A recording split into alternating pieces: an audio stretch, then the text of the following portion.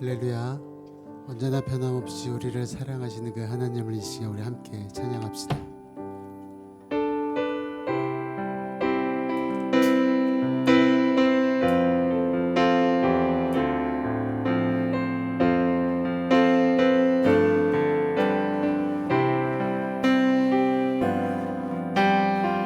사랑하는 나의 아버지, 이름 높여드립니다.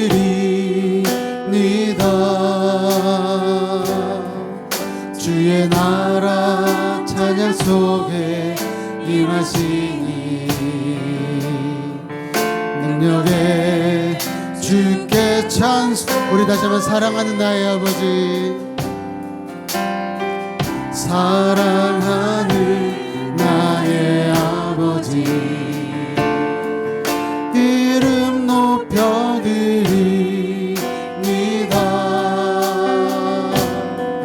주의 나라 찬양 속에 임하시니 능력에 주께 찬송하네. 전능하신 하나님 찬양 언제나 동일하신 주, 전능하신 하나님 찬양 영원히 다스리네.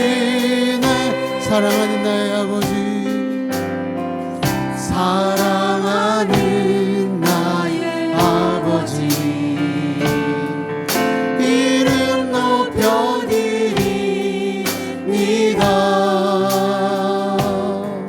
주의 나라 찬양 속에 임하시니 능력에 주께 찬송하네. 전능하신 하나님 찬양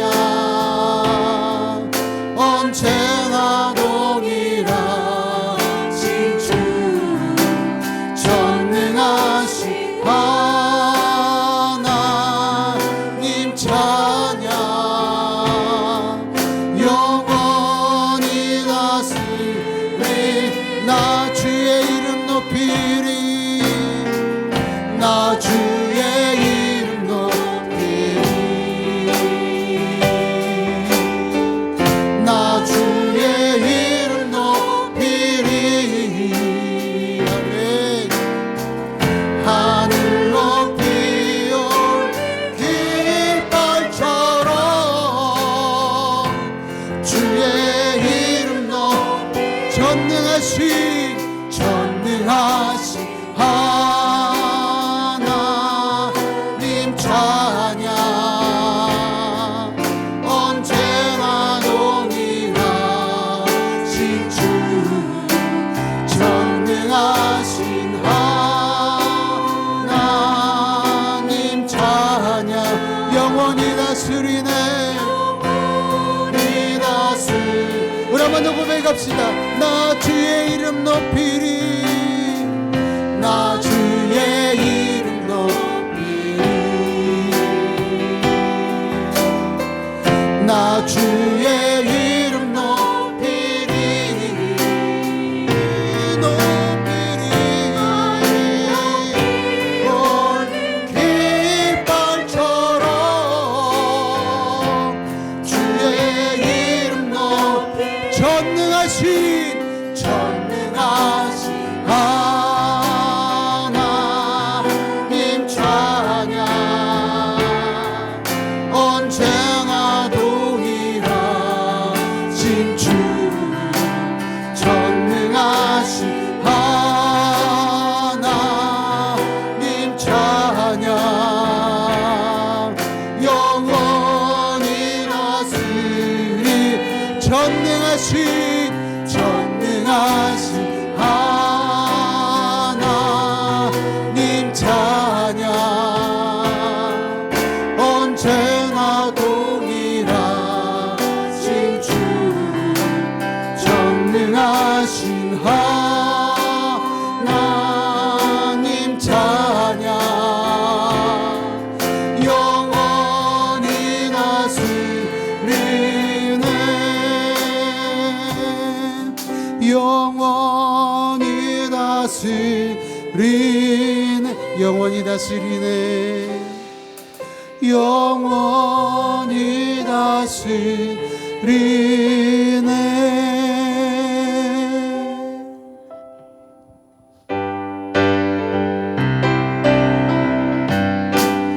일어나라 주의 백성 일어나라 주의 백성 빛을 발하라 주가 너의 영광으로 임하시 우리 다시 한번 일어나라 주의 백성 일어나라 주의 백성 빛을 발하라 주가 너의 영광으로 임하시리라 온 세상이 어둠 속을 헤매고 있지만 주가 너와 함께 계셔 회복을 명하리라 일어나라 빛을 발하라 만 백성이 너의 빛을 보고 사방에서 나오네 일어나라 빛을 발하라 만 백성이 자유함을 얻어 기뻐 일어나라 주의 백성 일어나라 주의 백성 빛을 발하라 주가 너의 영광으로 임하시리 일어나라 주의 백성 일어나라 주의 백성 빛을 발하라 주가 너의 영광으로 임하시리라 온 세상이 어둠 속을 헤매고 있지만 주가 너와 함께 계셔 회복을 명하리라 일어나라 빛을 발하라 만 백성이 너의 빛을 보고 사방에서 나오네 일어나라 빛을 발하라 만 백성이 자유함을 얻어 일어나라 일어나라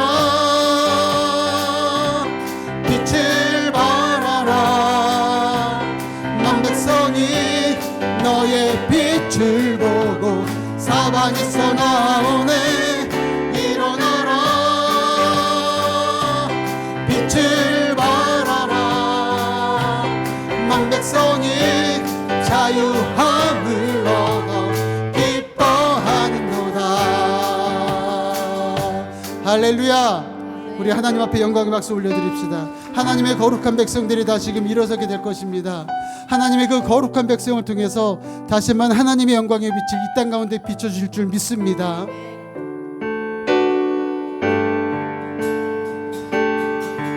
내 영혼이 확정되고 확정되어 싸우니 믿음의 눈 들어 주를 바라봅니다 내 영혼이 확정되고 확정되어 싸우니 믿음의 눈 들어 주를 바라봅니다 내 영혼이 확정되고 내 영혼이 확정되고 확정되어 싸우니 믿음의 눈 들어 주를 바라봅니다 내 영혼이 확정되고 확정되어 싸우니 믿음의 눈 들어 주를 바라봅니다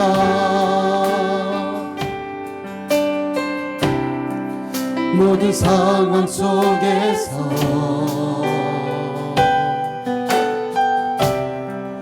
주를 찬양할지라. 주는 너의 큰 상급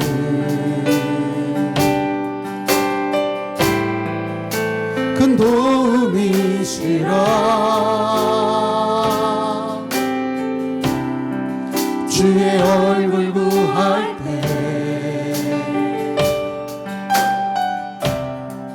주의 영을 부사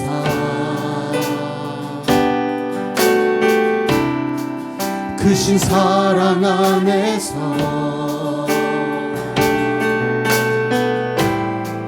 주를 보게 하소서. 우리 다같이 선포합시다. 내 영혼이 확정되고 확정되어 싸우니 믿음의 눈 들어 주를 바라봅니다. 내 영혼이 확정되고 확정되어 싸우니 믿음의 눈 들어 주를 바라봅니다. 내 영혼이 확정되고 내 영혼이 확정되고 확정되어 싸우니 믿음의 눈 들어 주를 바라보. 아멘. 내 영혼이 확정되고 확정되어 싸우니 믿음의 눈 들어. 우리 두 손 높이 들고 선포합시다. 주를 찬양할 때 주를 찬양할 때 주의 나라 이미 임했네. 영원한 나라 보게 하소서. 내 영혼이 확정되고 확정되어 싸우니 믿음의 눈 들어 주를 바라봅니다. 내 영혼이 확정되고 확정되어 싸우니 믿음의 눈 들어 주를 바라봅니다.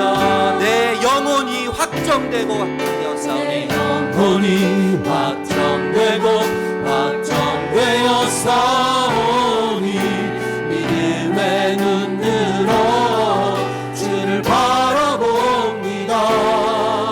내 영혼이 확정되고 확정되어 싸우니 믿음의 눈 들어 주를 바라봅니다. 아멘. 이 시간 우리 다 함께 일어나셔서 크신 우리 하나님 아버지를 찬양하며 경배하겠습니다.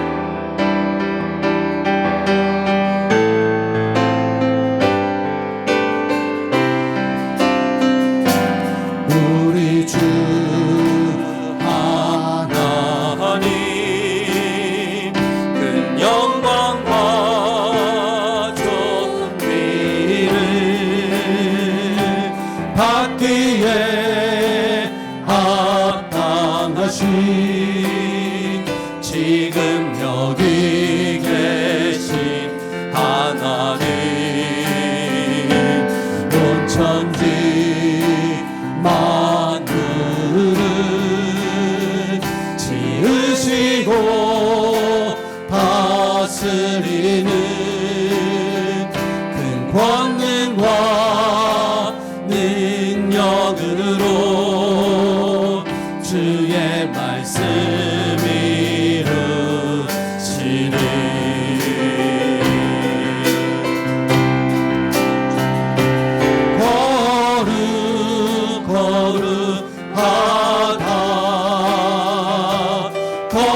거룩하다 주 하나님 그 전능하신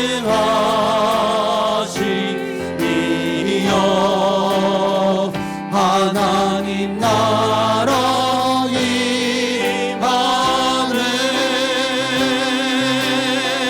어제도 계셨고 오늘도 계시며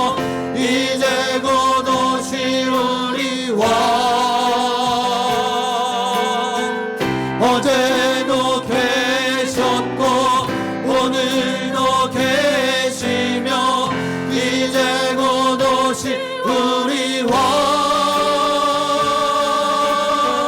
어제도 계셨고 오늘도 계시며 이제 곧 오실 우리 왕 어제도 계셨고 오늘도 계시며 이제 곧 오실 우리 왕 거룩하다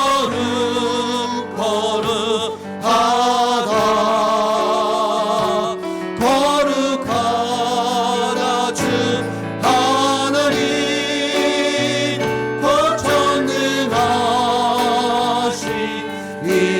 거천능하시니여 하나님 나라 임하네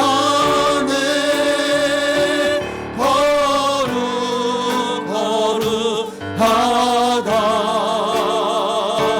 거룩하다 주 하나님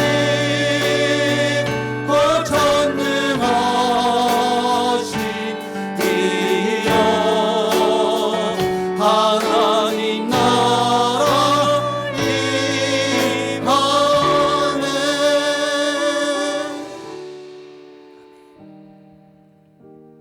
크고 아름다우신 주님의 영광 앞에 설 때 우리의 작고 초라한 모습들을 발견합니다.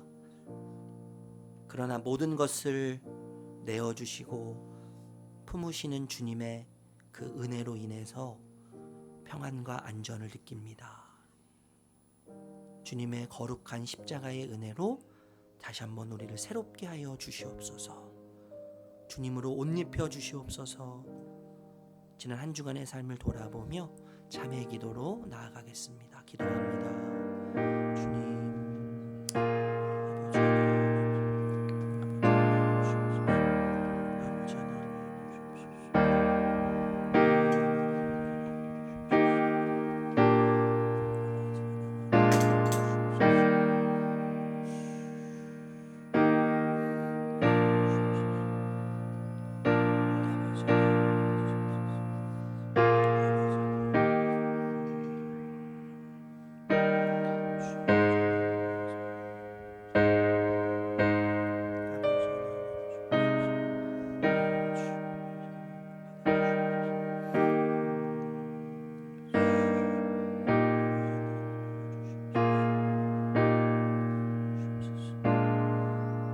내 모습 이대로 내 모습 이대로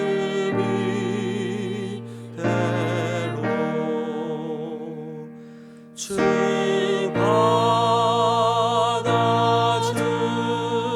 받아주소서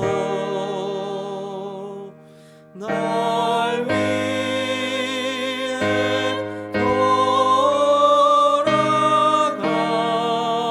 돌아가신 주 날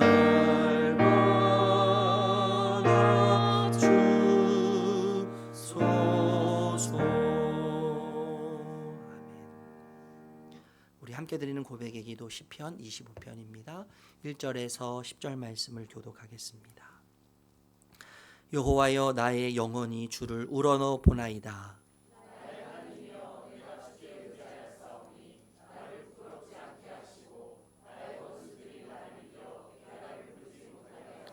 주를 바라는 자들은 수치를 당하지 아니하려니와 까닭없이 속이는 자들은 수치를 당하리이다.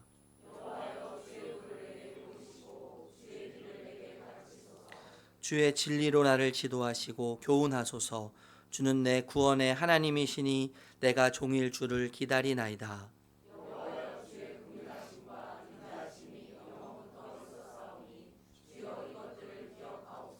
여호와여 내 젊은 시절의 죄와 허물을 기억하지 마시고 주의 인자하심을 따라 주께서 나를 기억하시되 주의 선하심으로 하옵소서.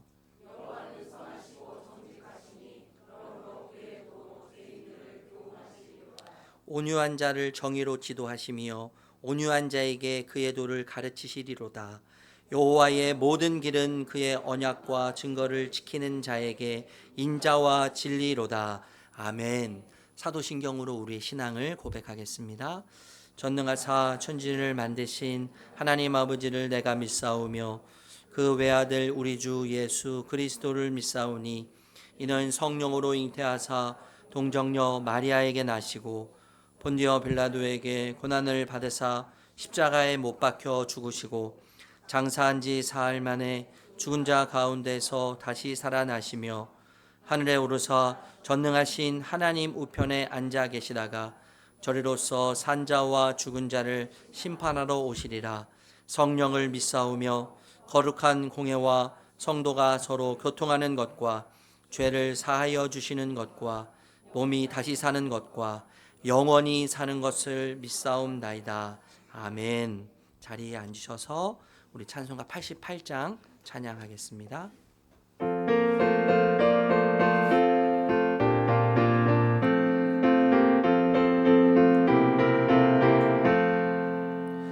내 진정 사모하는 친구가 되시는 그 주 예수님은 아름다워라.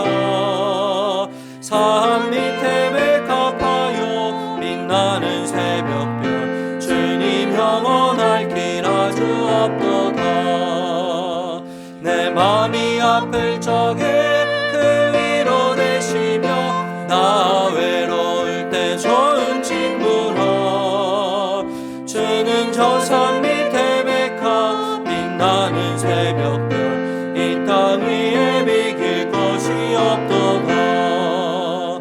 내 맘의 모든 염려 이 세상 거라도 주님 항상 같이 하여 주시고 시험을 당할 때에 악마의 계교를 즉시 물리치사 나를 지키는 온 세상 날 버려도 주 예수 안 버려 끝까지 나를 돌아보시니 주는 저 산 밑에 백합 빛나는 새벽별 이 땅 위에 비길 것이 없도다.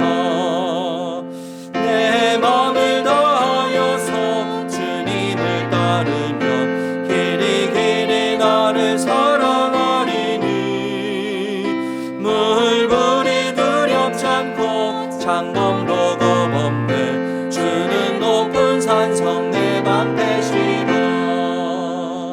내 영혼 먹이시는 그대 누리고 나 친히 주를 뵙기 원하네. 주는 저 산 밑에 백합 빛나는 새벽별 이 땅 위에 비길 것이 없도다.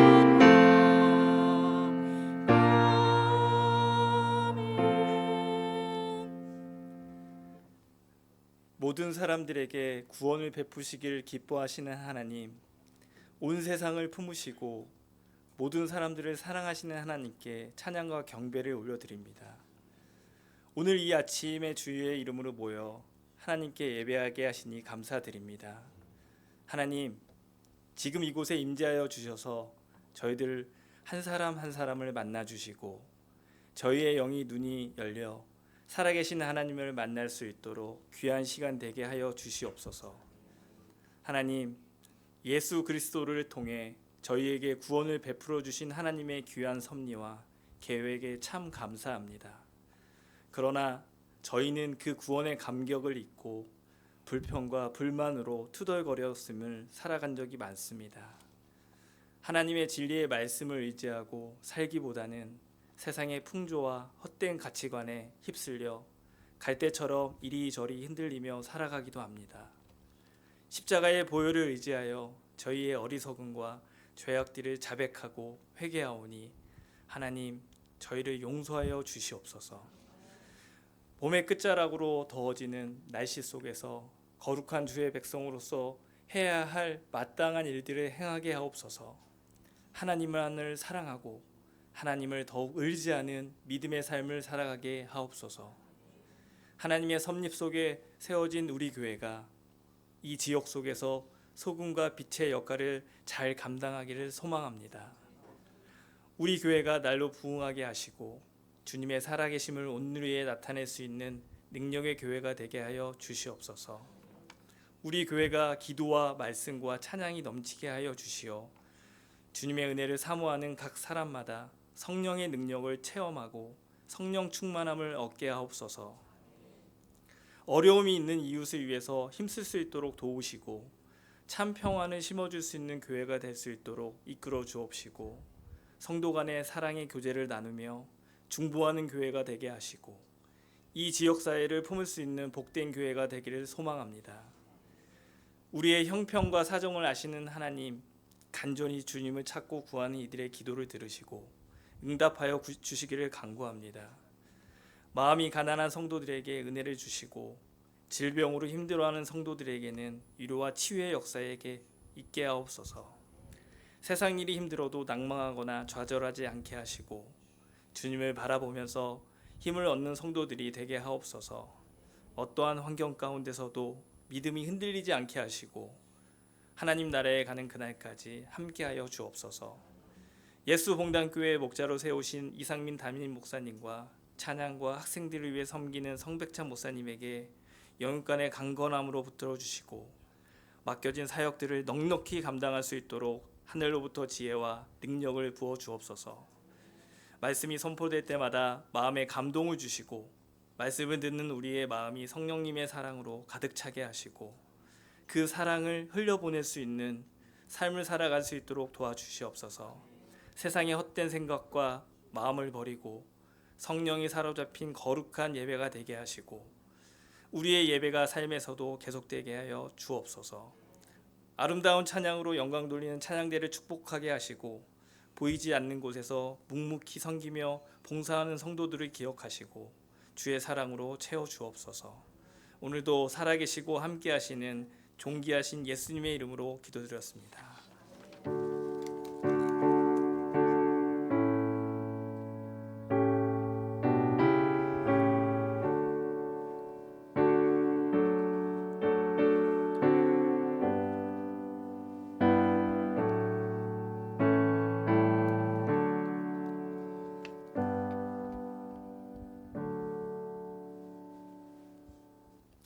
이 시간 우리 찬양하면서 봉헌하겠습니다.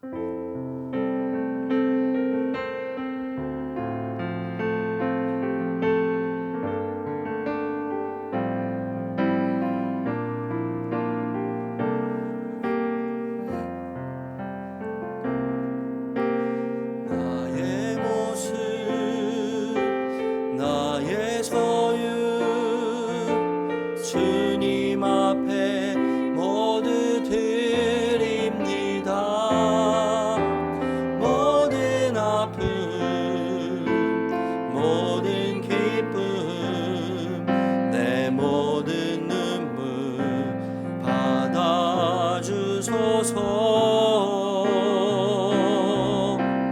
나의 생명을 드리니 주 영광 위하여 사용하옵소서. 내가 사는 날 동안에 주를 찬양하며 기쁨의 제물 되리. 나를 받아주소서.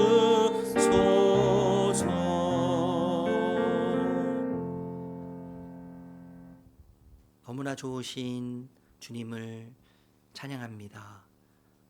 하나님, 지난 한 주간 우리에게 아주 작고 세세하고 소소한 수많은 일들 가운데 함께 하셨습니다. 그리고 때로는 우리가 이해할 수 없고 감히 우리가 헤아릴 수 없는 커져 보이는, 크게 보이는 수많은 일상 속에서도 주님이 함께 하셨음을 감사드립니다. 주님, 우리가 다 주님의 뜻을 헤아릴 수 없고 이해할 수 없지만 주님은 온전히 선하시기에 그 주님만을 온전히 바라보며 서기를 간절히 소망합니다.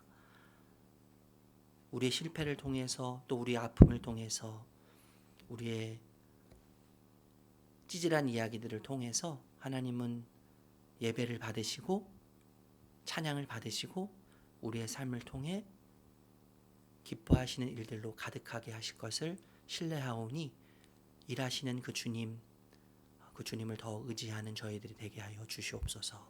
하나님, 우리 가운데 특별히 연약한 지체들을 기억하시고 정신적으로, 육체적으로, 또 심리적으로, 경제적으로 연약하지만 주님 그곳에서 십자가를 붙잡고 묵상하며 그 십자가가 내 힘이 되게 하시고 내 소망이 되는 것을 다시 한번 발견하는 은혜로 가득 채워 주시옵소서. 물질을 드릴 때 주님, 우리의 마음과 정성과 시간과 모든 것을 드립니다. 주님이 기뻐하시기를 소망하며 우리의 삶이 주님 앞에서 항상 주님의 만족이 되고 기쁨이 되는 아름다운 삶으로 주님께 드려지도록 도와주시옵소서.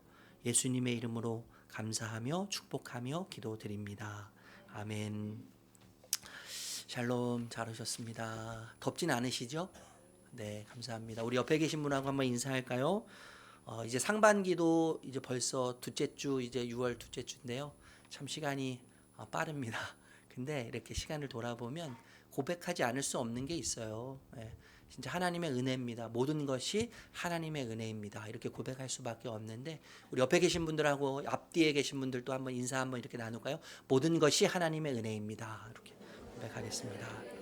네, 감사합니다. 네, 감사합니다. 네, 교회 소식 전해드리겠습니다. 여러분 교회 주보를 참고해 주시고요. 오늘 처음 오신 분들 주님의 이름으로 환영합니다. 혹시 등록하고 하기 원하시거나 저와 교제하기 원하시면 예배 후에 저와 잠깐 교제 시간을 갖도록 하겠습니다.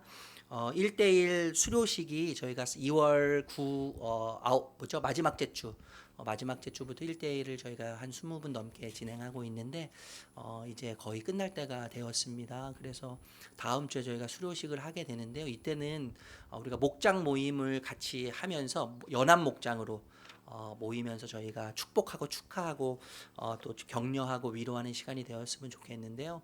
목장에서 우리 목자님들 중심으로 해서 뭐 꽃다발 이렇게 꽃다발 아니어도 괜찮고요. 꽃 한 송이 이것도 좋을 것 같아요. 16주 동안 참 고생하셨습니다. 참 애쓰셨는데 또 이렇게 마음을 전달하면서 같이 따뜻한 시간을 함께 보내면 좋겠습니다. 2시 반 여러분 시간을 꼭 기억해 주시기 바라고요. 그리고 저희가 교회가 이제 개척하고 8개월째 접어들게 되었는데 처음으로 학습 세례를 진행하게 되었어요. 다음 주에 로비에 신청서가 비치되니까요. 우리 목자님들 또 교육부서에서 확인하셔서 학습 받으실 대상들 또 세례 받으실 대상 있으시면 꼭 신청하셔서 교육이 2주 동안 진행됩니다. 7월 7일, 14일 2주 동안 진행되는데요. 꼭 여러분 신청하셔서 함께 해주시기를 부탁드립니다. 목장 방학입니다. 저희가 겨울에는 목장 방학이 없었는데요. 이번에는 7월, 8월 미소가 굉장히 얼굴이 이렇게 띄어지시는 건 아니죠. 목장 방학하게 되니까 또 목장 방학을 맞이해서 또 수시로 우리 아마 목자를 중심으로 해서 유익한 시간들을 보내게 될 텐데 여러분 기억해 주시기 바라고요. 교육팀에서 교사 모집하고 있습니다. 참고해 주시기 바라고요. 주보에는 없는데 저희가 옥상에 이제 이 카페처럼 저희가 이렇게 꾸며 놓고 하려고 해요. 지지난주인가요? 한 목장에서 벌써 캠핑을 하셨더라고요. 한 4가정 정도 모이셔가지고 인조잔디를 이렇게 저희가 깔아놨는데 캠핑도 하시고 저도 저녁에 이제 와가지고 함께 하면서 막 음식도 쏟고 막 사고도 많이 치고 했는데 너무 행복한 시간이었습니다. 우리 성도님들이 좀 많이 이용하셨으면 좋겠고요. 이자사님께서도 정말 많이 수고하고 계신데 오늘 이제 거기에 비치될 물품들이 다 도착을 했어요. 주중에요. 의자, 테이블, 파라솔 뭐 이런 거 다 와서 식사 전에 내가 남자다 하는 분들은 함께 모이셔가지고 옥상으로 짐을 저희가 함께 좀 비치 물품들을 옮기도록 그렇게 하겠습니다. 우리 이대희 성도님 우리 따님 우리 남편 분 또 이렇게 함께 오셨는데 우리 잠시 한번 일어나 주시겠어요? 네, 우리 박수로 한번 환영하도록 하겠습니다. 미국에서 네 오셨습니다. 네, 감사합니다. 미국에서 갑자기 제가 이렇게 일어나라고 해가지고 굉장히 당황스러워하셨을 텐데 환영합니다. 아마 이번 주에 이제 돌아가시는데 미국에서 생활하시고 우리 따님도 미국에서 생활하시는데 따님은 한 달 정도 계시다가 가시고 이 남편분은 바로 이제 이번 주에 돌아가시게 됩니다. 이따 예배 끝나면 또 환영해 주시고 또 축복해 주시면 대단히 감사하겠습니다. 다른 내용은 여러분 주보를 참고해 주시기 바랍니다. 그리고 간지 나갔습니다. 여러분 5월 재정 보고 여러분 보시고요. 궁금한 사항 있으시면 우리 재정팀에 문의하시면 되겠습니다. 오늘 함께 나눌 말씀은 요한복음 4장 10절에서 15절 말씀입니다. 요한복음 4장 10절에서 15절 말씀인데 우리 세 번역으로 함께 읽도록 하겠습니다. 앞에 화면을 봐주시고요. 우리 같이 세 번역입니다. 같이 읽겠습니다. 시작. 예수께서 그 여자에게 대답하셨다. 내가 하나님의 선물을 알고 또 너에게 물을 달라 하는 사람이 누구인지 알았더라면 도리어 내가 일 것이고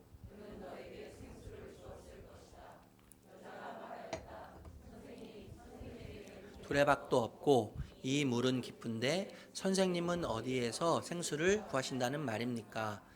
선생님이 우리 조상 야곱보다 더 위대하신 분이라는 말입니까? 그는 우리에게 이 우물을 주었고 그와 그 자녀들과 그 가축까지 다 이 우물물을 마셨습니다. 예수께서 말씀하셨다. 이 물을 마시는 사람은 다시 목마를 것이다. 그러나 내가 주는 물을 마시는 사람은 영원히 목마르지 아니할 것이다. 내가 주는 물은 그 사람 속에서 영생에 이르게 하는 샘물이 될 것이다. 그 여자가 말하였다. 선생님, 그 물을 나에게 주셔서 내가 목마르지도 않고 또 물을 기르러 여기까지 나오지도 않게 해 주십시오. 아멘. 여러분, 전쟁의 관점으로 근현대사를 볼 때 19세기를 땅의 전쟁 시대라고 이야기하더라고요. 그리고 20세기를 에너지 전쟁의 시대라고 합니다. 오늘 우리가 함께 살고 있는 21세기를 뭐라고 하냐면 물 전쟁의 시대라고 해요. 물 전쟁의 시대. 물질 문명을 추구하면서 물 소비량이 기하급수로 증가했기 때문인 것이죠. 우리 인간이 물을 사용하는데 하루 물량 소비량을 계산해 보니까요 무려 40리터를 사용한다는 거예요. 40리터. 여러분 우리가 좋아하는 햄버거 물론 좋아하지 않는 분도 계시겠지만 이 햄버거를 만드는데 무려 여러분 2,400리터가 소비된다고 합니다. 어마어마한 양이죠. 온난화로 인해서 많은 물이 증발되고 있는데 이로 인해서 건조화 현상이 발생됐다고 해요. 건조화 현상. 그래서 초원지대가 사막지대로 지금 사막화되고 있는 일들이 굉장히 많이 빈번하게 발생하고 있다는 것이죠. 반면에 수질 악화가 굉장히 심각하다는 것이죠. 70억 명 중에 이 10억 명이 오염된 물을 마신다는 거예요.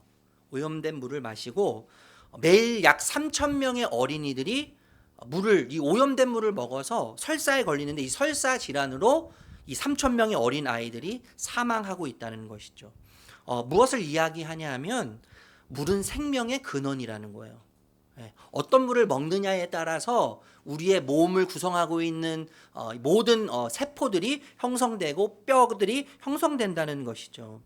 오늘 함께 나눌 말씀이 이 물이라고 하는 맥락과 연결됩니다. 지난주에 떡에 대해서 우리가 나눴는데 떡을 먹었기 때문에 뭘 먹어야 됩니까? 물을 마셔야 되는 거예요. 제가 좀 의도적으로 순서를 좀 바꿔서 말씀을 전하게 되었습니다. 1절에서 3절 말씀 읽어볼게요. 1절에서 3절 시작.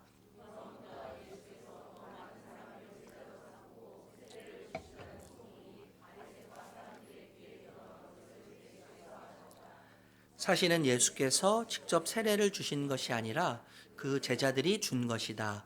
예수께서는 유대를 떠나 다시 갈릴리로 가셨다.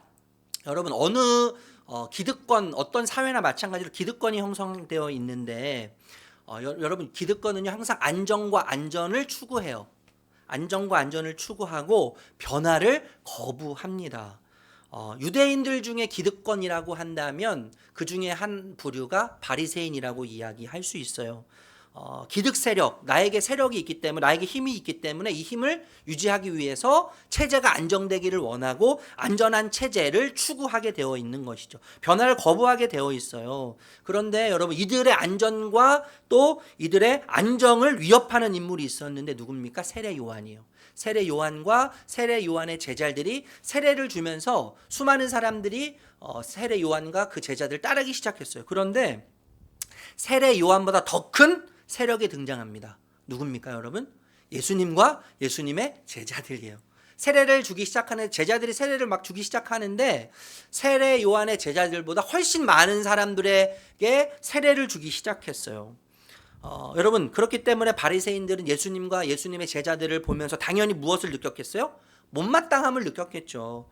예, 못마땅했어요. 그들이 하는 모든 행동이 너무나 못마땅했어요. 그래서 예수님은 이 갈등을 피하시기 위해서 유대에서 어디로 가십니까? 갈릴리 지방으로 이동하시기로 하셨습니다. 4절 말씀 읽어보겠습니다. 4절 시작.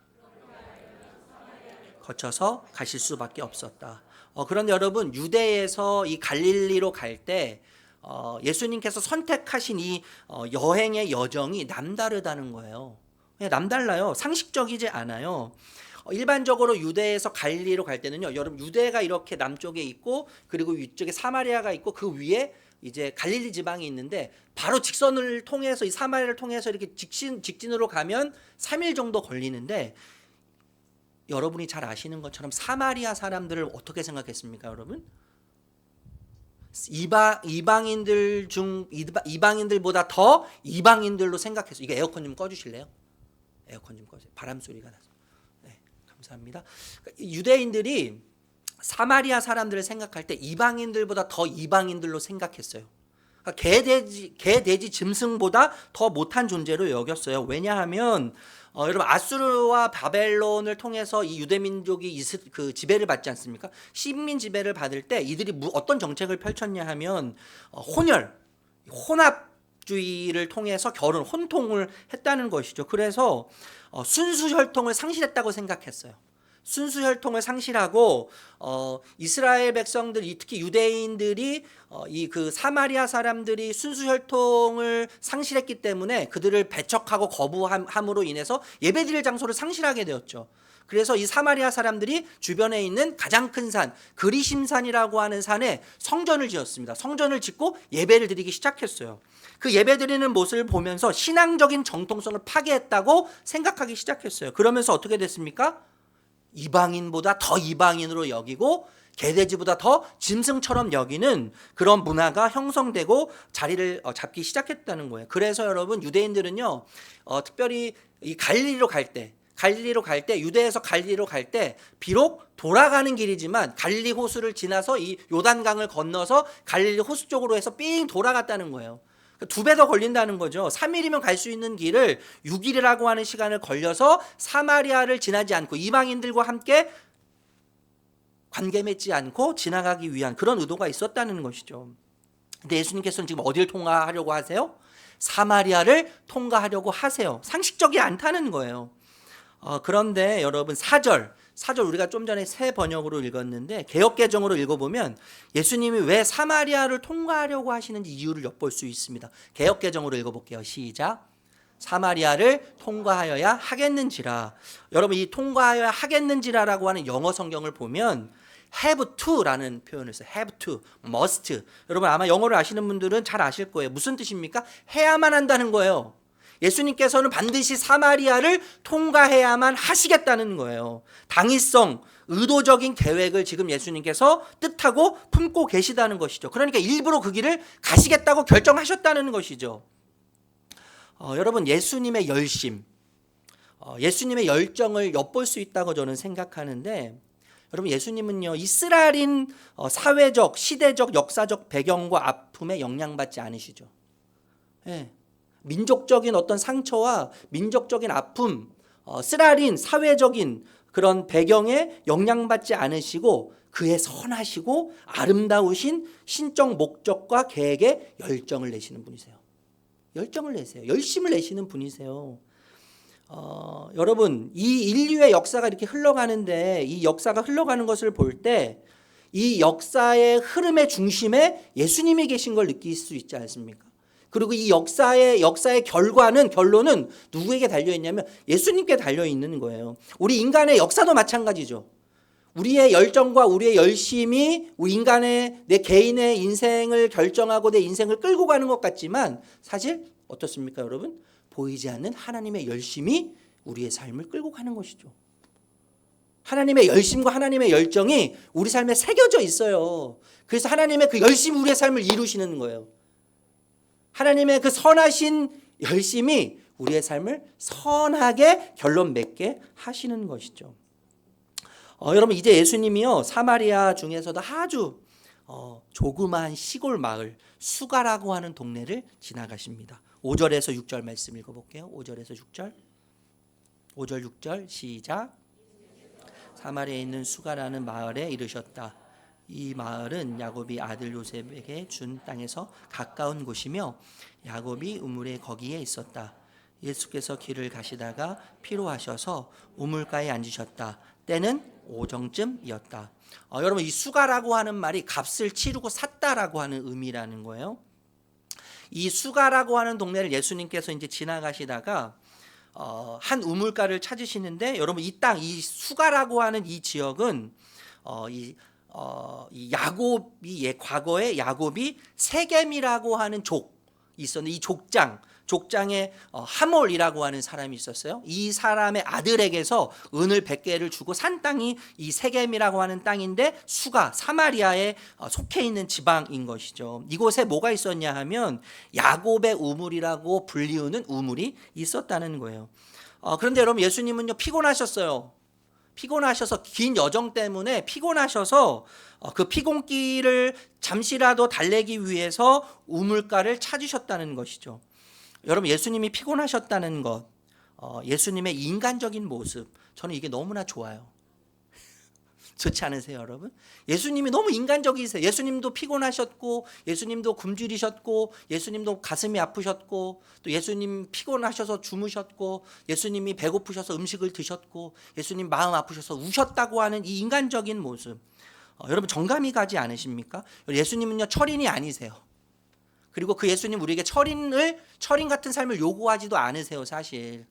여러분, 예수님은요 다분히 인간적이세요. 완전한 하나님이시면서 동시에 예수님은 완전한 사람이죠. 네. 그래서 완전한 신이신 그분이 완전한 사람이면서 동시에 사람의 연약함을 느끼셨다는 거예요. 그래서 여러분 동질감을 느끼게 돼요. 우리는요 동질감을 느껴요. 예수님을 생각할 때 매우 친근감을 느끼게 되어 있는 것이죠. 여러분, 뇌를 연구하는 사람들이 두 부류의 사람들을 연구했습니다. 한 부류는 결핍이 전혀 없이 풍족한 삶을 사는 사람들을 이렇게 모아뒀고, 한 부류는 결핍을 살면서 꾸준히 느꼈던 사람들을 모아뒀어요. 그리고 뇌 구조를 이렇게 분석해서 연구해 보니까 뇌 모양이 다르다는 거예요. 내 생긴 모양이 다르고 구조가 달라졌다는 거예요, 서로. 그런데 이 결핍을 느끼면서 살았던 사람들의 삶을 들여다보면서 그들과 대화하면서 깨달은 것이 발견된 것이 있는데, 그것이 뭐냐면 공감 능력이 뛰어나다는 거예요. 여러분, 예수님은요 인간으로 오셔서 인간의 삶을 그대로 사시지 않았어요? 그죠? 네. 좀 전에도 말씀드렸지만 배고프셨고 슬프셨고 또 외로우셨고 피곤하셨어요. 인간의 경험을 최절정으로 느끼신 자리가 어디입니까? 십자가죠, 십자가. 십자가에서 인간이 겪을 수 있는 모든 것들을 다 겪으셨어요. 그래서 예수님은요 체휼하시는 분이에요. 체휼이라는 말이 어떤 의미냐면 체험하셔서 인격적으로 아신다는 거예요. 인격적으로. 그러니까 머리로 이성으로 아시는 예수님이 아니라 우리 인간의 삶에 대해서 체험하셔서 인격적으로 전인적으로 아시는 분이 예수님이시라는 것이죠. 여러분, 예수님은요 전쟁이 일어나고 있는 전장 저 뒤편에서 망원경으로 전장을 이렇게 바라보시면서 무전기를 들고 지휘하시고 작전을 내리시는 분이 아니시라 전쟁 한복판에 서 계신 예수님이세요. 병사들과 함께 전쟁 한복판에서 피를 같이 쏟고 또 땀을 흘리면서 죽음과 맞싸워 상대방 적군들과 맞싸워서 함께 병사들 이끄시는, 전장에서 함께 진두지휘하시는 분이 예수님이십니다. 그래서 예수님은요, 여러분, 병사들의 수고를 다 아시죠? 다 아세요. 병사들의 그 노고를 다 예수님은 아세요. 여러분, 우리가 때로는요, 세상을 혼자 사는 것 같이 느낄 때가 있습니다. 주님이 멀리 계시는 것처럼 느낄 때가 분명히 있어요. 그러나 여러분, 결핍을 아시는 예수님, 인간으로 오셔서 인간의 결핍을 아시는 그 예수님이 내 삶에, 나만 알고 있는 내 삶의 결핍을 너무나도 잘 아세요. 그래서 공감하세요. 그분이 공감하세요. 그분이 체휼하세요. 모든 상황을 공감하신다는 그 주님을 기억하시는 저와 여러분들이 되셨으면 좋겠습니다. 우리 7절에서 9절 말씀 읽어보겠습니다. 7절에서 9절 시작. 그 여자에게 마실 물을 좀 달라고 말씀하셨다. 제자들은 먹을 것을 사러 동네에 들어가서 그 자리에 없었다. 사마리아 여자가 예수께 말하였다. 선생님은 유대 사람인데 어떻게 사마리아 여자인 나에게 물을 달라고 하십니까? 유대 사람은 그 다음에 또 제가 읽어드릴게요. 유대 사람은 사마리아 사람과 상종하지 않았기 때문이다. 여러분, 한 여인이 물을 기르러 옵니다. 그런데 참 묘하게 여러분, 여인이 예수님을 찾아왔을 때 제자들은 모두 다 음식을 사러 가서 예수님 혼자밖에 안 남으셨다는 거예요. 여러분, 보통 음식을 사러 갈 때는요, 한두 사람이 가면 충분해요. 모두가 다 갈 필요가 없어요. 그런데 예수님은 지금 제자들 모두를 음식을 사러 보내셨다는 거예요. 그리고 혼자 남으셔서 우물에서 쉬고 계신다는 거예요. 여인을 만나기 위한 예수님의 아주 세심한 배려가 느껴지죠. 이 여인을 만나기 위한 예수님의 세심한 배려가 느껴져요. 여러분, 당시의 우물은 물을 기르는 곳일 뿐만 아니라 여러 뉴스를 교환하는 사랑방 같은 장소였다고 해요. 그런데 보통 여인들이 물을 기르러 오는 시간은 언제였냐 하면 보통 이른 아침이나 저녁에 왔다는 것이죠. 그런데 여러분, 이 여인은 지금 와서 예수님과 함께 만나고 있습니까? 정오 시간이죠.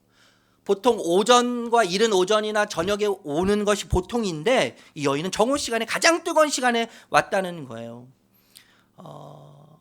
여러분, 이 시간에 왔다는 것은, 이 정오 시간에 왔다는 것은 평범하지 않는 일이에요. 어떤 사연이 있다는 것을 뜻하는 것이죠. 그런데 여러분, 성경을 보니까요, 이 물을 기르러 온 여자는 이름도 없어요. 그냥 사마리아인이에요. 여러분, 이름이 없다는 것은 뭐죠? 이름이 기록되어 있지 않다는 것은 뭡니까? 무엇을 의미하는 거예요? 아무도 그녀를 기억해 주는 사람이 없다는 것을 의미하는 거예요. 아무도 기억해 주지 않는 천한 여자, 사마리아 여인. 철학자 니체, 여러분, 신은 죽었다고 이야기했던 철학자 니체가 이 정오, 이 낮 12시에 대해서 이런 재미있는 이야기를 했습니다. 재밌다기보다는 의미 있는 이야기인데, 정오의 그림자는 가장 짧다, 그러나 가장 짙다. 정오의 그림자는 가장 짧으나 가장 짙다. 이 짙은 그림자는 삶의 어두운 부분, 삶의 짐을 의식하게 한다. 이런 이야기를 했어요. 여러분, 가장 밝은 정오 시간에 빛의 근원이신 예수님이 가장 큰 어두움, 가장 큰 아픔을 지금 만나시는 거예요. 이 우물가에, 이 수가라고 하는 이 아주 작은 동네, 시골 동네의 우물가에서, 야곱의 우물이라고 하는 이 우물가에서 예수님이 여인과 만나는데요, 이 만남은 그냥 그저 그런 만남이 아니라, 보통의 만남이 아니라 빛의 근원이신 가장 밝으신 예수님과 가장 어두움, 가장 큰 상처, 아픔을 상징하는 여인이 만나는 장소라는 거예요. 여러분, 우리가 잘 알지 않습니까? 신을 찾아온 인간은요, 이 세상에 없어요. 인간을 찾아온 신은 없습니다. 모든 신이 뭐라고 이야기해요? 나를 향해 오라고 이야기하죠. 너희 스스로 자격을 갖추고 기준을 갖춰서 나를 찾아와라. 신의 경지에 이르러서 나에게 오라고 이야기해요. 인간을 찾아온 신은 이 세상에 어떤 신도 없어요. 그런데 예수님은 어떻습니까? 완전히 반대예요. 인간을 찾아오세요. 인간이 되셔서 인간을 찾아오세요. 세상에 이런 신은 없죠. 그래서 여러분, 예수님이 위대하신 거예요. 예수님을 알면 알수록 너무 아름다우신 거예요. 예수님을 알면 알수록 사랑하지 않을 수 없는 것 아니겠습니까? 여러분, 예수님이 이 여인을 보시자마자 이 여인이 왜 이 뜨거운 낮 시간에 물을 기르러 왔는지 그 사연을 알고 계셨을 거라고 생각해요. 그녀의 어쩌면 내면까지 읽고 아시는 예수님은 그녀와 대화를 시도하세요. 그녀와 대화를 시도하시는데 이 대화의 매개체는 무엇입니까? 물이에요, 물. 물을 달라고 하시면서 이 여인과 대화를 하기 시작하세요. 그런데 여러분, 32절 말씀 읽어볼게요. 32절 시작. 이르시되 내게는 너희가 알지 못하는 먹을 양식이 있느니라. 제자들이 12명이 다 함께 나가가지고 동네에 가서 음식을 사왔습니다. 음식을 사와서 예수님께 음식을 같이 나눠드십시오라고 예수님께 드리는데 예수님께서 뭐라고 말씀하시는 거예요? 나에게는 너희가 알지 못하는 나만의 양식이 있다, 이렇게 얘기하시는 거예요. 여러분, 양식이 있는 예수님, 제자들이 알지 못하는 양식을 가지고 계시는 예수님이 왜 여인에게 물을 달라고 하실까요? 제자들에게는 나의 양식이기 때문에 너희가 주는 양식이 나에겐 필요 없어. 난 없어도 돼. 너희가 알지 못하는 양식이 나에게 있어. 라고 이야기하시면서 왜 여인에게는 물을 달라고 말씀하시는 것입니까? 왜 물을 달라고 하십니까? 왜냐하면 여인의 목마름을 드러내기 위해서요. 여인의 목마름. 여전히 목말라 있는 이 여인. 여전히 갈증에 목말라 있는 이 여인의 목마름을 드러내기 위해서 예수님께서는 여인에게 물을 달라고 말씀하고 계시는 거예요. 여러분, 물을 달라고 하는 예수님께 이 여인이 이렇게 대답합니다. 9절 말씀 읽어볼게요. 9절 말씀 읽겠습니다. 시작.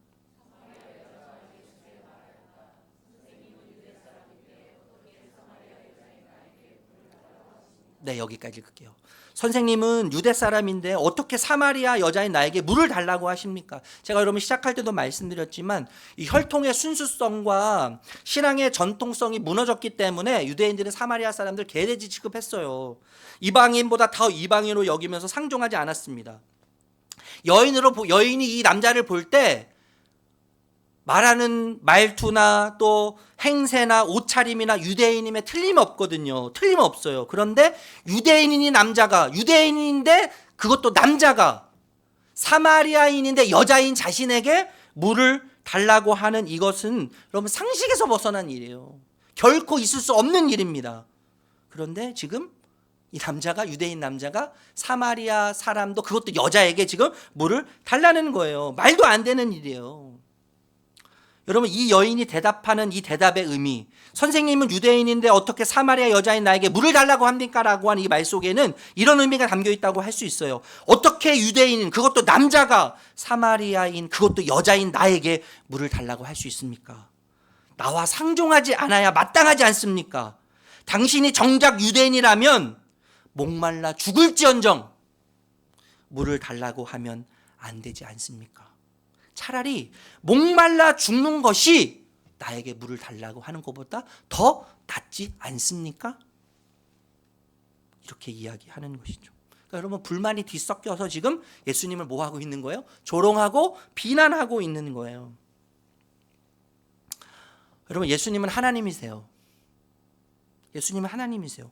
전지전능하고 거룩하고 영원하세요. 피조물과 이 세상과 구별되고 구분되시는 분이시죠. 그런데 여러분, 하나님은 또 하나님이신 예수님에게는요, 자존심이 그렇게 중요하지 않으세요. 우리가 자존심 때문에 얼마나 많은 걸 걸어요. 자존심이 무너지면 우리가요, 이 자존심 무너지면 죽음을 선택하지 않습니까? 근데 예수님에게는요, 자존심이 그렇게 중요하지 않아요. 비난, 조롱 그닥 중요하지 않아요. 예수님에게는 그것도 괜찮아요. 문제되지 않아요. 전지전능하시고 거룩하시고 영원하시지만 어떤 이방인이라도 불가촉 천민이라도 예수님에게는 괜찮은 거예요. 심지어 부정하다고 여기는, 아무도 가까이 가지 않는 무슨 병입니까? 나병 환자. 그를 만지는 모든 사람이 부정하게 되는데, 여러분, 예수님이 그를 만지면 무슨 일이 일어납니까? 예수님은 전혀 부정하게 되지 않죠. 오히려 나병 환자, 부정한 나병 환자가 어떻게 돼요? 깨끗하게 되고 치료되고 거룩하게 되는 것이죠. 예. 거룩의 전이가 일어나는 거예요. 거룩의 전이. 여러분, 우리가 아무리 어두움이고 우리의 삶의 이야기가 아무리 누군가 보기에 누군가 기억해주지 않는 것 같은 삶이라고 할지라도, 찌질해 보일지라도 예수님께 가까이 가면, 예수님은요 우리 때문에 오염되지 않으시는 분이세요. 예수님을 가까이 하면 오히려 그분의 거룩이 우리에게 묻어나서 우리가 거룩한 존재가 되고, 그분을 가까이 하면 그분의 생명이 우리 안에 들어오기 때문에 우리는 생명의 길을 걸어가게 되는 것이죠. 그래서 여러분, 주님을 가까이 하는 것이 복이라고 이야기하지 않습니까? 거룩한 전이가 일어나는 거예요. 거룩한 전이. 그런데 여러분, 예수님의 반응이 참 재미있습니다.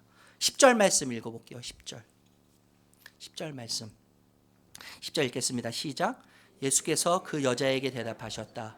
내가 하나님의 선물을 알고 또 너희에게 물을 달라는 사람이 누구인지를 알았다면 도리어 내가 그에게 청하였을 것이고 그는 너에게 생수를 주었을 것이다. 여기서 여러분, 하나님의 선물은 예수님이고 생수는 성령이에요. 예수님이라고도 물론 할 수 있어요. 그런데 이렇게 말씀하신 예수님의 그 말씀 대답을 여인이 알아듣지 못해요. 그런데 그 알아듣지 못하는 여인을 향해서 예수님은 뜻밖의 말씀을 하시죠. 16절 읽어볼게요. 16절 시작. 이르시되 가서 내 남편을 불러오라. 여러분, 갑자기 물을 달라고 하시고 뭐 이런저런 얘기를 나누다가, 물에 관련된 이야기를 옥신각신 나누시다가 갑자기 너무나 뜬금없이 엉뚱하게 남편을 들먹여요. 남편을 들먹이시면서 남편을 데려오라고 하시는 거예요. 얼마나 생뚱맞습니까, 여러분? 엉뚱합니까? 지난주에 제가 한번 말씀드렸지만, 여러분, 당시의 여자는 사회적으로 소유물이었어요. 소유물. 그래서 주인이 마음에 안 들면 어떻게 했어요? 갖다 버리기도 하고 다시 되팔기도 했어요. 예, 그래서 마음에 드는 사람을 아내로 삼고 다시 소유하고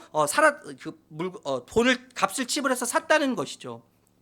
여러분, 이 여인은 이름도 기록되지 않은 하찮은 사람 중에 하찮은 사람이에요. 비참한 여인이죠. 참으로 비참한 여인이죠. 지금은 5번째 남자와 살고 있는데 이 여인은 4번째나 어떤 일을 경험했습니까? 버림받는 일을 경험했어요. 여러분, 5번째 남자와 지금 살고 있는 이 여인은 선택권이 있어서 남편을 선택한 것이 아니라 4명의 남편으로부터 버림을 받았기 때문에 지금 5번째 남편이 사서 5번째 남편과 함께 살고 있다는 겁니다. 이 여인에 대해서 이혼을 많이 한 여인, 죄 많은 여인, 간음한 여인 이렇게 부르는데, 여러분, 그렇지 않아요. 이 여인은요, 그냥 버림받은 여인이에요. 그것도 5번이나 버림받은 아주 비참한 여인이에요. 여러분, 회사에서 남편이 사장이면 아내는 뭐예요? 사장이에요. 그 조직사회에서 그러지 않습니까? 남편이 대리이면 뭐예요, 여러분? 아내는 대리예요. 군대 가면 더 심하죠. 군대 가면 남편이 연대장이면 그 가족들이 모이는 걸 보니까요, 남편이 연대장이면 아내는 신분이 어떻게 되는 줄 아세요? 연대장이에요. 근데 심지어 아이들도 연대장이에요. 아이들끼리 모여 있으면 나이하고 상관없습니다.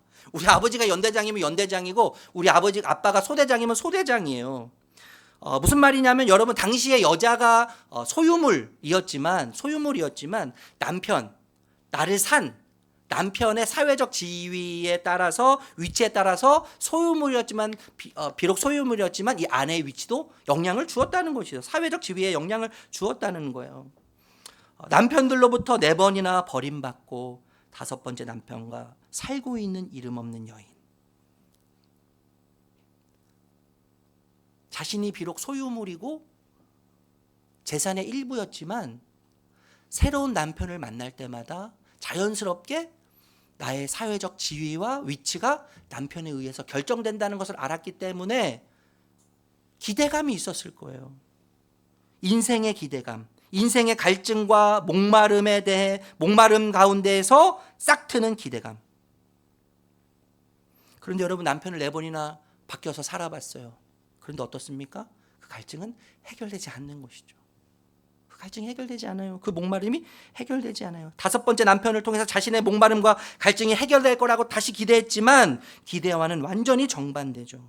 새로운 남편을 만나도 인생의 목마름은 여전히 남아있는 거예요. 인생의 갈증은 여전히 남아있는 거예요. 그 누구도 이 여인의 갈증을 채우지 못하고 있어요. 목마름을 해결하지 못하고 있어요. 그 여인의 목마름을 아신 예수님께서 지금 뭐라고 말씀하시는 거예요? 내 남편을 데리고 오라 말씀하시는 거죠.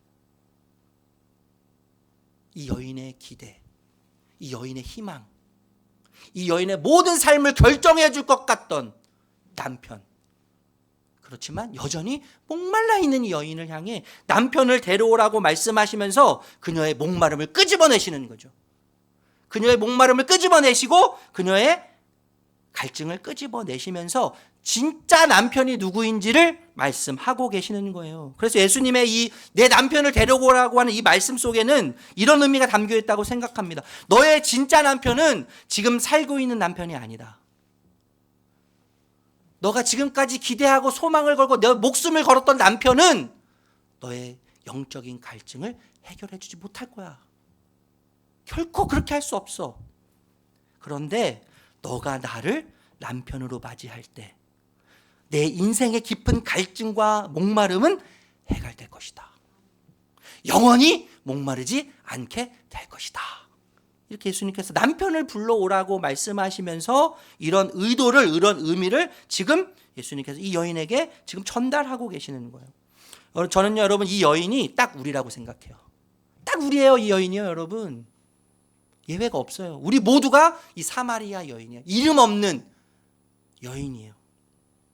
수많은 남편이 우리에게 있지 않습니까? 기대하고 의지하고 싶은 남편, 내 인생의 모든 갈증과 목마름을 해결해 줄 것이라고 판단되는 남편. 그래서 내 남편이, 내가 생각하는 그 남편만 있으면 내 인생이 바꿔질 것 같고 내 기대와 꿈을 이루어 줄 수 있을 거라고 생각하는 남편. 돈, 명예, 성공, 자식, 안전, 건강, 미모, 이런 것들이 우리 남편 아닙니까, 여러분? 이런 것들이 다 우리 남편이에요. 끊임없이 의지하고 바꿔도 보고 기대하지만 결국 만족하지 못하는 거예요. 여전히 배가 고프고 여전히 허전해요. 여전히 목말라요. 우리의 삶의 이야기 아닙니까? 이 여인은 딱 우리죠. 나죠. 이 사마리아 여인은 딱 나예요. 그런데 여러분, 이 여인이 예수님께서 그렇게 설명을 하시는데도 하나님의 선물도 모르고 생수도 모르고 지금 말씀하시는 분에 대해서도 전혀 모르고 이해하지 못합니다. 동문서답하고 있어요. 11절 12절 읽어볼게요. 11절 12절 11절 12절 같이 읽겠습니다. 시작. 여자가 말하였다. 선생님에게는 두레박도 없고 이 물은 깊은데 선생님은 어디에서 생수를 구하신다는 말입니까? 선생님이 우리 조상 야곱보다 더 위대하신 분이라는 말입니까? 그는 우리에게 이 물을 주었고 그와 그 자녀들과 그 가축까지 다 이 우물의 물을 마셨습니다. 지금 여러분 어떻게 느끼시는지 모르겠지만 이 여인이 지금 비아냥거리고 있는 거예요. 예수님께요. 당신이 생수를 줄 수 있다고요? 당신이 야곱보다 큽니까? 우리는 우리 조상 때부터 이 야곱의 우물에서 우리 가축, 우리 모든 소유된 것들이 먹고 마시고 생명을 유지했는데 당신이 이 야곱의 우물보다 더 큰 우물이 있을 수 있습니까? 그 우물을 가질 수 있습니까? 말도 안 됩니다. 허풍 떨지 마십시오. 이것보다 이 야곱의 우물보다 더 큰 우물은 있을 수 없습니다. 이렇게 이야기하는 거예요. 비아냥거리면서요. 여러분, 예수님이 다시 말씀하시죠. 13절 14절 읽어볼게요. 13절 14절 같이 읽겠습니다. 시작.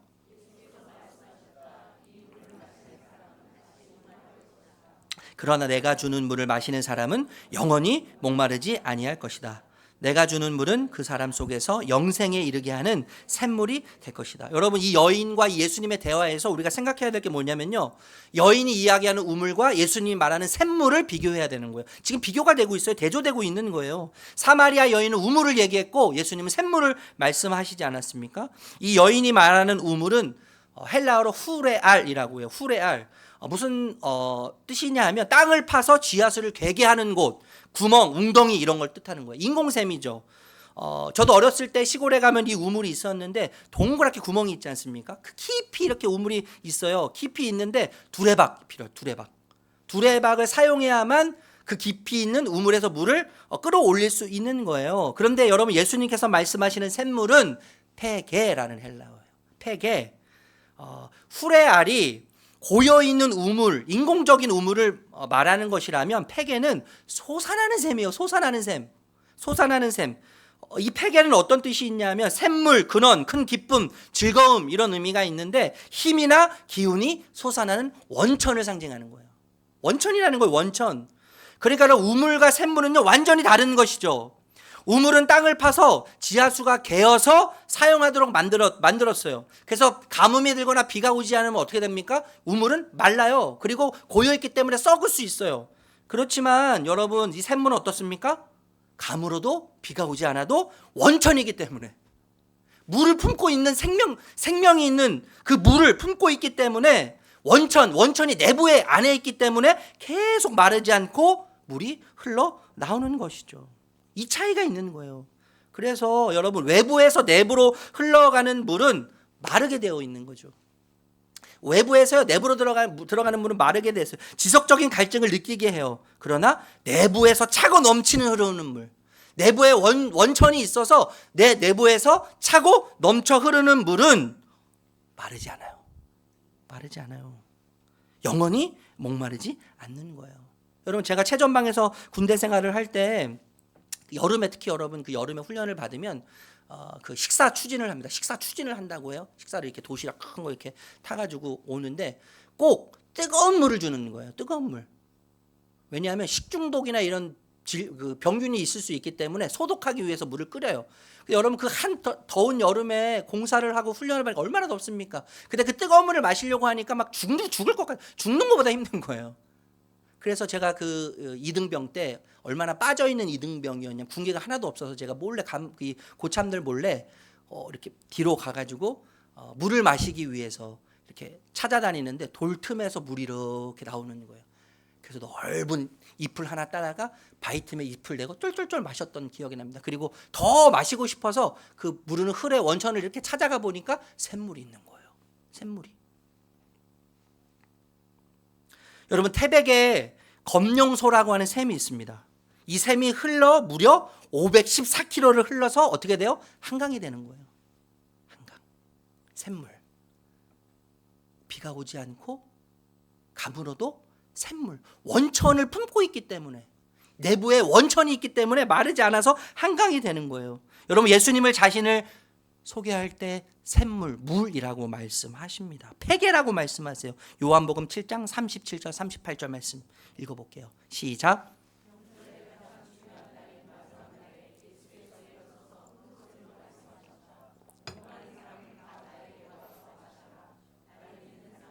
성경에 말한 바와 같이 그 배에서 생수 강물처럼 흘러나오고 여러분 여기서 말하는 생수가 뭐예요? 폐계예요. 샘의 원천이라는 거죠. 마르지 않는 거예요. 여러분 과학적으로 분석해 보면 우리의 몸에 흐르는 피의 90%가 뭔지 아세요? 물이에요. 물. 네. 뇌의 80%가 뭔지 아십니까? 여러분 물입니다. 우리 살의 75%가 물이고 뼈의 25%가 물이라는 거죠. 여러분 물은요 체온을 조절하고 기관의 활동을 부드럽게 하고 영양을 공급하고 운반하고 생명을 보존하도록 돕습니다. 이런 기능을 해요. 예, 지구 표면의 몇 프로가 물입니까, 여러분? 70%가 물이에요. 영양주사 가끔 저도 맞을 때가 있는데 영양주사로 이렇게 그 함유량을 보면 포도당이 5%고 95%가 뭐예요? 물이에요. 물이에요. 무슨 말입니까, 여러분? 제가 설교 처음 시작 때 드렸던 말씀처럼 물은 생명이라는 거예요. 물은 생명이에요. 물은 생명의 기원이에요. 여러분 교부 중 초대교회 시대 이제 말씀을 마무리하겠는데 초대교회 시대 제자들 12제자들 그 다음 시대를 속사도 시대라고 했어요. 제자들 시대를 사도 시대라고 했고 그 다음 세대를 속사도 시대라고 했고 그 다음 시대를 처치 파더 교회 아버지라고 해서 교부 시대라고 이야기했는데 이 교부 중에 터툴리안이라고 하는 분이 있습니다. 이분이 신앙생활을 물고기에 비유했습니다. 이렇게 이야기했어요. 물고기는 물에서만 살 수 있고 모든 행동도 물 안에서만 가능하다. 예수 그리스도는 물이시며 그 안에 생명이 있으므로 모든 신자는 예수 그리스도 안에 머물러야 한다. 물고기는 물을 떠나면 죽는다. 그래서 아무리 큰 고래라고 하더라도 물을 떠나면 개미도 괴롭힌다. 이 말했어요. 아무리 큰 고래라고 해도 물을 떠나면요 개미에 의해서 괴롭힘을 당하게 되어 있는 것입니다. 마지막으로 여러분 이 얘기만 하고 마치려고 해요. 깨진 항아리가 있었습니다. 왕이 이 깨진 항아리에 물을 붓기 위해서 물을 가득 채우기 위해서 신하들을 불렀어요. 신하들을 불러서 이 깨진 항아리에 물을 가득히 채우면 뭐라고 했을까요, 여러분? 뻔한 이야기 아니에요? 공주와 결혼하게 해주고 이 땅의 반을 주겠다, 뭐 이런 이야기를 한 거예요. 여러분, 신하들이 아무리 노력해도 여러 가지 방법을 동원해도 이 깨진 항아리에 물을 채울 수 없어요. 그런데 한참 시간이 지나고 나서 어떤 조그만한 볼품없는 신하가 와서 이 깨진 항아리를 들고 밖으로 나갑니다. 그리고 산속으로 들어가는데 가서 따라가 보니까 이 깨진 항아리를 호수에 던지는 거예요. 호수에 던지는 거예요. 여러분, 깨진 항아리를 채우는 방법은 없어요. 다른 방법이 없어요. 그 깨진 항아리 어디에 던지는 거예요? 물가에 던지는 거예요. 물가에 던지면 그 깨진 항아리는 물로 가득 채워질 수밖에 없는 것이죠. 여러분, 외부에서 내부로 흘러오는 물은 마르게 되어 있습니다. 반드시 말라요. 다시 목마르게 되어 있어요. 그러나 내부에서 차고 넘치는, 그래서 흐르는 물은 마르지 않습니다. 생명샘이신 예수님 안에 거하는 삶.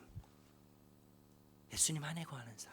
그리고 그 생명샘이신 예수님이 내 안에 거하게 될 때 반석에서 샘물이 나는 은혜를 경험하게 될 것입니다. 여러분, 그때에 내가 예수님 안에 거하고 예수님이 내 안에 거하게 될 때, 그래서 연합의 신비를 경험하게 될 때 예수님이 진짜 우리의 남편이 되어주세요.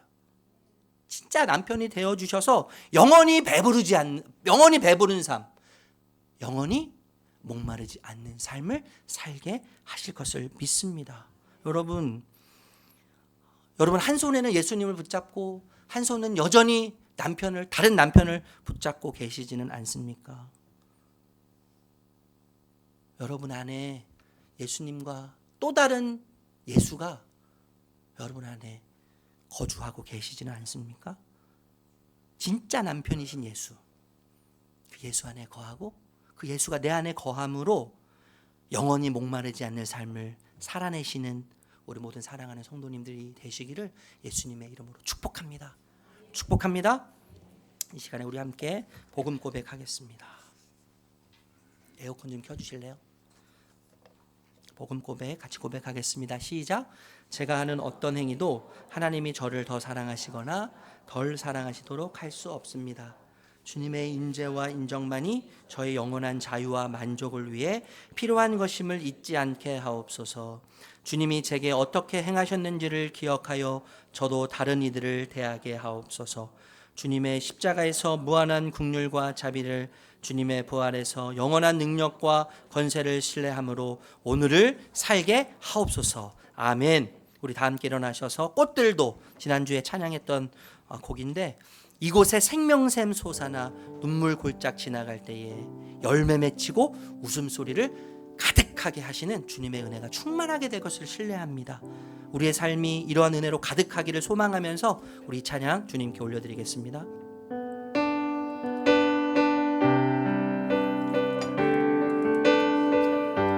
이곳에 생명샘 솟아나, 이곳에 생명샘 솟아나 눈물 골짝 지나갈 때에 머자나 열매 맺히고, 좀 빠르게 할까요? 열매 맺히고 웃음소리 넘쳐나리라. 이곳에 생명샘 솟아나, 이곳에 생명샘 솟아나 눈물 골짝 지나갈 때에 머자나 열매 맺히고 웃음소리 넘쳐나리라. 꽃들도 구름도 바람도 넓은 바다도 찬양하라 예수를. 하늘을 울리며 노래해 나의 영혼아, 은혜의 주. 그날에 하늘이 열리고, 그날에 하늘이 열리고 모든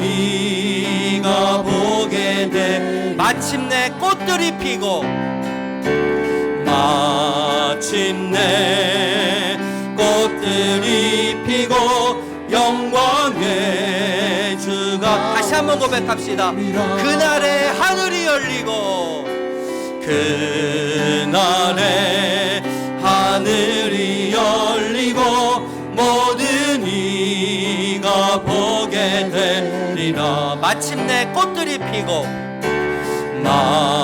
마침내 꽃들이 피고 영광의 주가 오시리라. 꽃들도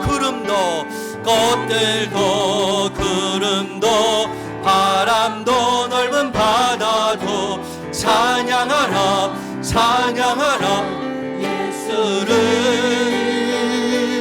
하늘을 울리며 노래해 나의 영혼아 은혜의 주 은혜의 주. 두 손 높이 들고 마지막으로 한 번 더 고백합시다. 꽃들도 구름도 바람도 넓은 바다도 찬양하라 찬양하라 예수를. 하늘을 울리며 노래해 나의 영혼아 은혜의 주 은혜의 주 은혜의 주. 아멘. 감사합니다 주님. 주님, 한 손으로는 주님의 손을 잡고 다른 한 손으로는 세상과 손 잡았습니다. 이제 주님 외에 남편으로 삼았던 모든 것을 내려놓습니다. 잠깐의 헛된 만족, 기쁨을 주님께 내려놓습니다. 결코 마르지 않는 샘물이 되시는 주님, 내 안에 들어오시옵소서. 우리 모두 안에 들어오셔서 주님으로 인해 영원히 목마르지 않는 삶을 살게 하여 주시옵소서. 이번 한 주간 우리의 샘물이 되어주시고 우리의 남편이 되어주셔서 우리를 목마르지 않는 자리에 서게 하실 것을 신뢰합니다. 그래서 우리를 통해 하나님이 어떤 분이신지가 더 선명하고 명확하게 드러나는 삶을 살아가게 하여 주시옵소서. 그렇게 인도하실 주님을 기대하며 예수님의 이름으로 축복하며 기도드립니다. 아멘. 우리 주 예수 그리스도의 은혜와 하나님 아버지의 사랑과 성령의 인도하심이 주의 백성 한 분 한 분 머리 위에, 가정 위에, 직장 위에 하시는 모든 일들 위에 영원토록 함께 하시기를 간절히 축원하옵나이다. 아멘.